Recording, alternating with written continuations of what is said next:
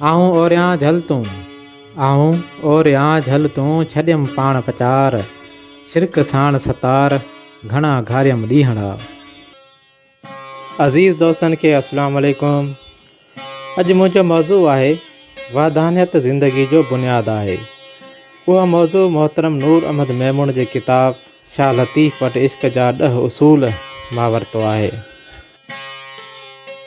इंसानी तारीख़ में जेतिरा बि मज़हब, नज़रिया ऐं अफ़कार पेश थिया आहिनि, उन्हनि में इंसान दोस्ती अहिड़ो आदर्श आहे जेको सभ खां उत्तम आहे। मज़हबनि में जंहिं मज़हब ख़ुदा परस्ती ऐं इंसान दोस्तीअ जो सगारो ऐं प्रैक्टिकल तसवुरु ॾिनो आहे, उन मज़हब इंसानियत जे सुख ऐं सलामतीअ लाइ वधीक ख़िदमतूं आछियूं आहिनि। ख़ुदा परस्ती ऐं इंसान दोस्ती कंहिं बि मज़हब जी तइलीम में तॾहिं सगारी ऐं अमली लिखबी आहे जॾहिं उन जी तइलीम वाधानियत जे उसूल ते पकी हुजे। उहा वाधानियत जो तसवुरु इंसानी आज़ादियुनि, वक़ार ऐं आला इंसानी क़दरुनि जे तहफ़ुज़ ऐं ताक़तवर हुअण जो ज़ामुन हूंदो आहे। ॿियनि लफ़्ज़नि में तौहीद जो फ़िक्र बुनियादी तौर ते इंसानी आज़ादियुनि जो फ़िक्र आहे। तौहीद जो आगाज़ ई नफ़ीअ सां आहे। ला इलाह जी नफ़ी सभिनी इंसानी ग़ुलामियुनि जो इनकार आहे। इंसान जी पंहिंजी दाख़िली या नफ़्स जी ग़ुलामी, नफ़्स जी ख़्वाहिशुनि जी ग़ुलामी, हबश, मफ़ाद परस्ती ऐं गर्ज़नि जी पोइवारी वारी ग़ुलामी, उन जो बि इनकार आहे। त फ़र्दनि जे मथां फ़र्दनि जी ग़ुलामीअ जो बि इनकार आहे। तबक़नि जे मथां तबक़नि जी ग़ुलामीअ जो बि इनकार आहे। त क़ौमुनि जे मथां क़ौमुनि जी ग़ुलामीअ जो बि इनकार आहे। ग़ुलामी जे सभिनी क़िस्मनि जे इनकार सां हिकु अलाह जी अबदत में अचण ई वहदानियत जो नालो आहे। वहदानियत जो उहो अक़ीदो माण्हू में शख़्सी कमाल ऐं गुण पैदा करे थो। हुन में वहदत फ़िक्र पैदा थिए थी, जीअं हू लाज़मी तरह पंहिंजे ख़लक़णहार ऐं पालणहार खे अकेलो ऐं वाहिद थो मञे, तीअं हू लाज़मी तरह उन जे पैदा कयल मख़लूक़ खे बि वाहिद ऐं साॻी तरह थो मञे। हू ख़ुदा जे सॼी मख़लूक़ लाइ सम्झे थो त उहा संदसि ख़लक़णहारीअ जो शान आहे ऐं ख़ुदा जो रूह, रंग ऐं कुदरत हर वजूद में मौजूदु आहे। वहदतुल फ़िक्र जो फ़िक्र बि इहा ई ॻाल्हि आहे। माण्हुनि में जीअं त तख़लीक़ी वहदत आहे, उन करे सभु माण्हू अलाह जो कुटुंब आहिनि। इहा ॻाल्हि सभिनी खां अॻु पैगुंबरनि ॿुधाई। सॼी इंसानियत जे मौसन पैगुंबर हज़रत मुहम्मद सल्लल्लाहु अलैहि वसल्लम उहो ई चयो त अल ख़ल्क़ु इयालुल्लाह, यानी माण्हू अलाह जो कुटुंब आहिनि। हाणे वहदानियत मञींदड़ माण्हू जा सभु रवैया ऐं अमल उन ई सोच हेठि जुड़ंदा त जंहिं ख़ल्क़ खे रंजायो त ख़ुदा खे रंजायो। मज़हबनि हीअ तइलीम ॾिनी त पंहिंजे ख़लक़णहार जी रज़ा उन जी ख़ल्क़ में ॻोल्हियो। हज़रत मुहम्मद सल्लल्लाहु अलैहि वसल्लम जन चयो, अव्हां मां भला माण्हू उहे आहिनि जेके इंसाननि सां भलायूं कनि था ऐं इंसाननि खे फ़ाइदो पहुचाइनि था।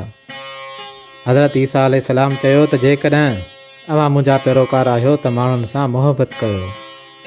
वरी पैगुंबरनि जे लखे पैरोकारनि, सुधारकनि ऐं सूफ़ियुनि उन तइलीम खे अॻिते वधायो। जीन मत में चयो वियो आहे त उञायल जी उञ उझायो, बुखायल खे खाधो खारायो, ॾुखायल माण्हू सां ॾुख में शरीक बणिजो ऐं ग़रीब ते रहम कयो। उहे ई ॻाल्हियूं नेकीअ जो सरचश्मो आहिनि। गुरु नानक चयो हो त उहे जेके ख़ुदा जी मोहबत सां सरशार आहिनि, हर हिक सां मुहबत कंदा आहिनि। ॿुधो, मां ही अव्हांखे यकीन सां थो चवां त जेको मुहबती माण्हू हूंदो, उहो ई ख़ुदा ताईं रसाई हासिलु करे सघंदो। इंसान दोस्तीअ जी उहा तइलीम वहदानियत जो मञीदड़ पंहिंजी ज़िंदगीअ जो अमली दस्तूर थो बणाए छॾे ऐं पोइ सॼी इंसानियत उन मां सलामती ऐं इत्मीनान जो सुख हासिलु करे थो। हिन जहान अंदरि इंसानी ज़िंदगीअ में माण्हू जो ग़ैर मुतवाज़न शख़्सियत जो वॾो कारण माण्हू जो पाणपणो या अना हूंदी आहे। वहदानियत जो जज़्बो या तौहीद परस्ती माण्हूअ जी उन्हीअ क़ैद जी पाड़ पटे थी छॾे। वहदानियत पसंदि माण्हू ख़ुदा जे सिफ़तुनि खे पंहिंजे लाइ हिदायत ऐं अमल जो नमूनो करे ॼाणंदो आहे ऐं उन्हनि सिफ़तुनि में ॿिए कंहिंखे बि शरीक न बणाईंदो आहे। हू सम्झंदो आहे त जेकॾहिं ख़ुदा वाहिद जे सिफ़तुनि ऐं क़ुवतुनि जो मालिक कंहिं ॿी मख़लूक़ खे बणायो वञे त उहो शिरक चइबो, उहा ॿियाई चइबी। शाह साईं हिकु सची वहदानियत परस्त इंसान जी हैसियत में उन शिरक ऐं ॿियाईअ खां बचण जो चवे थो। अहिड़ी तरह अना खे सभ खां वॾो शिरक थो सॾे। हू वैधान्य जे रस्ते में अना ऐं माण्हू जे ज़ाती मफ़ादनि खे वधि में वधि रुकावट थो सम्झे। उन करे चए थो त हे ताहे आऊं ओरियां झल तूं, आऊं ओरियां झल तूं, छॾियमि पाण पचार, शिरक साण सतार, घणा घारियमि ॾींहड़ा। हज़रत शाह अब्दुल लतीफ़ भिटाई नसीहत करे थो त तूं अकेले अलाह जे हुज़ूर में अर्ज़ु कर त हे मुंहिंजा मालिक, हिन मुंहिंजे आपे ऐं तकबर खे मूंखां परे करे झल। मूं पंहिंजे तकबर जी पचरई फिटी कई। ए सभा जा सतार, हाणे मूं ते उहा महर कर जो मुंहिंजो माज़ी मूंखां विसारा आहे। मूं अना ऐं तकबर सां घणा ई ॾींहं गॾु गुज़ारिया आहिनि। मुंहिंजे दामन खे हाणे उन खां पनाह में रख। शिरक सादो मसइलो कोन्हे, क़ुर उनखे ज़ुल्म अज़ीम करार ॾिनो आहे। छो त शिरक जे करे माण्हू वैधानियत खां जॾहिं कटिजी थो वञे, हिकिड़ाई खां परे पए थो, त पोइ शख़्सियत जी वैधानियत ऐं हिकिड़ाई मजरूज़ थी पवेसि थी। उन सूरत में ठगी, मफ़ाद ऐं लालच माण्हू में घर करे था विहनि। पोइ माण्हू ज़ात पात, नसुल, मज़हब, तहज़ीब ऐं सकाफ़त जे मौजूदु इख़्तिलाफ़नि ते विढ़ंदड़ टोलनि में विरहाइजी थो वञे। सभ खां वॾो माण्हू जो नुक़सानु हीउ थिए थो त हू पाण खां घटि मख़लूक आॾो कंधु झुकाए उन्हनि खे अवल जो दर्जो ॾिए थो। दौलतमंद ऐं वॾेरा माण्हुनि जी मज़दूरी ऐं वसीला फॿाइण लाइ कहिड़ा बि ज़ुल्म ऐं ॾाढ कंदा रहनि ऐं कूड़ा ठग मज़हबी पेशवा कहिड़ो बि अंधोकार कंदा रहनि, हीउ उन ज़ुल्म ऐं ॾाढ ख़िलाफ़ु बग़ावत करण बदिरां पंहिंजी मजबूरी, बेवसी ऐं कम इल्मीअ सबबि संदन ग़ुलामी इख़्तियार कंदो आहे।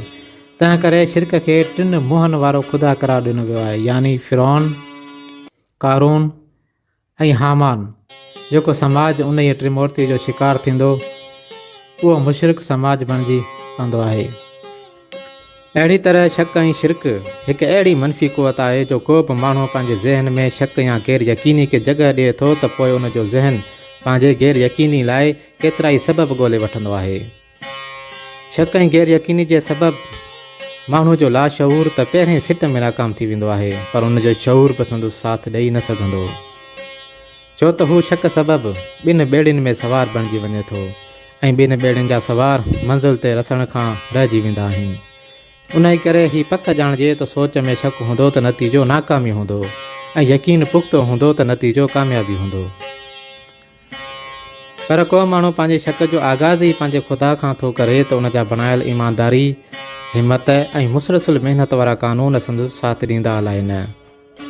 भला मां ॿिया दर बि वाझाए ॾिसां, मां दरगाहूं पीर ऐं मुर्शिद भेटे ॾिसां, त पोइ हू न सिर्फ़ु शक जो शिकार थिए थो, पर पंहिंजे ख़लकणहार जो गुस्ताख़ ऐं बेअदब बि थिए थो।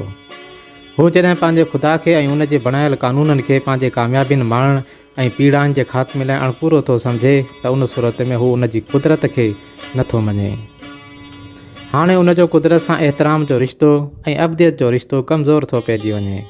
पोइ हू खुदाई राह खां भटकी अहिड़ो चोरो छिनो बणिजे थो जो हर तरफ़ खां परेशानियुनि जे भंवर में फासी पवे थो। अहिड़ी तरह संदसि भटकण जो जेको सिलसिलो हले थो, पोइ उनजो को अंत ई नथो हुजे। उन ई करे हज़रत शाह अब्दुल लतीफ़ भिटाई अहिड़े खसारे ऐं महरूमी खां बचाए थो। शाह साईं साफ़ लफ़्ज़नि में चवे थो त वहदहू ला शरीक लहू, हे हिकिड़ाई हक़, ॿियाईअ खे बख, जन विधो से विरसिया। मतिलबु अलाह ताला हिकु आहे ऐं उनजो को बि कुदरत ऐं कारसाज़ी में साणुसि शरीक कोन्हे। तौहीद जे उन अक़ीदे जो हक़ ई उहो आहे त हू त उन जी हिकिड़ाई मञिजे। जेके अना खे चंबड़ी पिया ऐं उन्हनि ॿियनि मां भलाई जो वेसाह रखियो ऐं शिरक इख़्तियार कयो, से हक़ ऐं भलाई वारी बाट खां भुलिया ऐं गुमराह थिया। हाणे जेको हक़ ऐं भलाई वारी खुदाई राह खां भटकियो, उन लाइ ॿियो को बि हादी कोन बणिबो जेको उनखे भटकण खां बचाए सघे। मुशरिकानी ज़िंदगी में फ़र्द जी रूहानी, नफ़्सियाती ऐं समाजी पासनि ते जेके असर पवंदा आहिनि, उन्हनि खे नफ़्सियात जी इस्लाह में ज़ाती वेगाण बि चइबो आहे। हीअ उहा कैफ़ियत आहे जंहिंमें फ़र्द पंहिंजी महिनत खां, पंहिंजी महिनत सां ठाहियल शयुनि खां, पंहिंजे समाजी लॻ लाॻापनि खां ऐं कंहिं बि उथल पुथल खां वेगाणो थी वेंदो आहे, जंहिंसां इंसान जी ज़ात ऐं आला क़दरुनि जी तज़लील, ज़िंदगी जी बेवक़ती, कमचोरी, इंसाननि खां नफ़रत, अगराई, तशद्दुद ख़ानदानी रिश्तनि जी तबाही, पाड़े वारनि जे हक़नि खां लापरवाही, जिनसी बेराहरवी ऐं शराब नोशी जी घणाई, तंग नज़री ऐं ज़ात पात जे तसवुरनि में गिरफ़्त ऐं इंसान दोस्तीअ जे जज़्बनि जी कमी माण्हूअ जो मुक़दरु बणिजी वेंदी आहे।